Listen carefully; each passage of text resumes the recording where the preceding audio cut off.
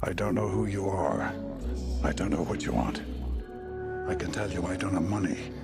but what I do have are a very particular set of skills. Skills I've acquired over a very long career. Skills that make me a nightmare for people like you. I will look for you. I will find you. And I will kill you. Yeah, Lue mai lua mai sau Pese aku foi ma fa sau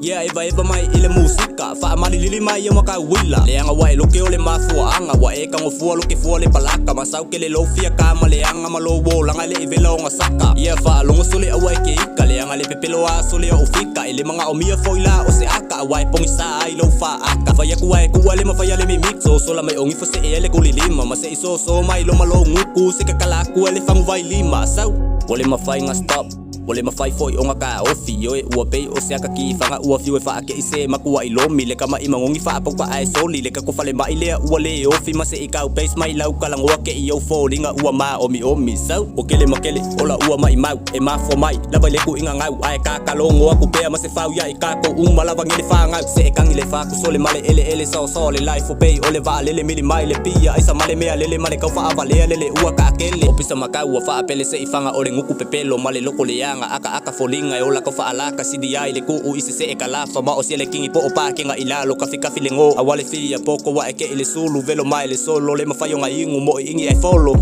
e ma fenga follow ilongi ako fo ile laku e pe le poko e ko fa singa le flow fai mai ku wa ku ai ngoko ka fia o pe o se la bisi o pe o so le pe o se akingi lo fai ai alu wa ku mali sa vili ma fo wange ke fia fa ma ali fa ma mali lainga au wa eke so popu mali muli ulu foi mai le moko kangi mali fia la ale la vaka o ko salamonge kule o la fa fia po ai lau kala ngai upside down jigi boy is really ili lo ku nga mau hamo so wa fei o engo ho mau ke fa ka unga o eka u ka ngi mai le la ba migi police ka mai o lo la le u se sengi u nguki lili ipomu ele milikele sidi yai le ku usui lau ka lengi a kong kele le fai ka nga mea o ke kango ile mic stingi mai le e ku ngai le feka wisonga fai ifea ele va ye u o ile u mea o vakele le masau solo lau ka ukala o fika masikaili u pe o sama kala ngo mai o pule manga pa po e ku fa ku mu o ma fa fa ngwa ele ma fai lava o nga fa kusa ko e ka ma fai mai pa ready lo pusa fa ki aku pe bela o nga ku ka wa e ba bele o ki ke fo i wa kapuka awala le pisa e fa longo so se flow lava ke lengi se pe ku se o la ka lengi so le fai mai le loko vale ngu ikele ke wo fiele moko langa mai le pisa langa mai le ka wa fa silanga so le uso awa fufulu le loko fa mama le stomo o ka mase makua va ailo maka i omo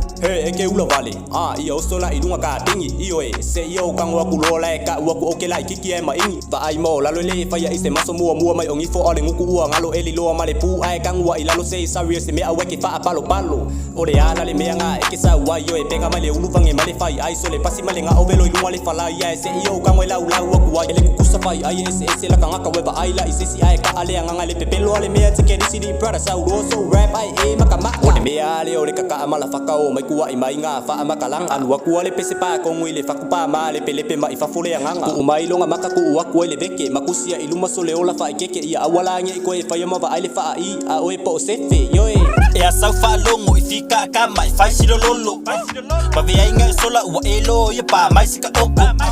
ko e kama fai mai nga ka oile papa o e ke ko fa va ai po se kile amolo va ala nga so le flow ke u ma ngoko sa alu ile musika suki ka lengi wa ila le fili kama fai mai kila ko pa ile u ka kia akiki ale pese a o so ka lu ifa ma popolo muku ke nguki o fa angi lo fa ku ai su mangu yo ka ngi fo ke fu alo mali ele kalinga ole su ale u ko e maule ko i lo lau ole o nga fa fie ka wi lo pa ku fa ole ka nga pepa ai ngo ma o ke le fa sawa o e mosila va ai ke o e kumu ile o si chiki boy le nge yo e nga fika mo isensa wa ya u lo life say only